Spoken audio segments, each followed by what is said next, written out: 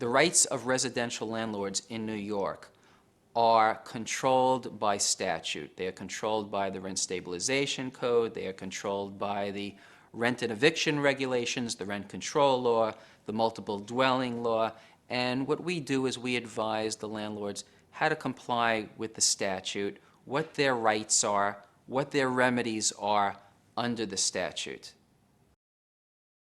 Over the last several years, the rights of residential tenants under the laws of rent stabilization and the rent control laws have been sharply reduced, thereby putting the landlord in a much stronger position to evict a tenant.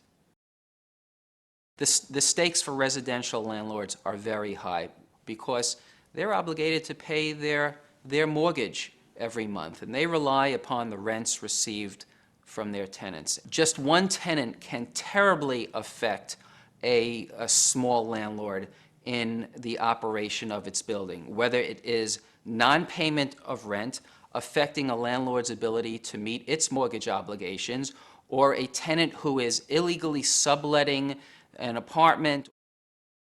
What we do is we are able to represent a client and solve the problem with that tenant very quickly, very efficiently, and in a very cost-effective way. We represent a number of small, medium, and large landlords throughout New York City, as well as management companies throughout the city.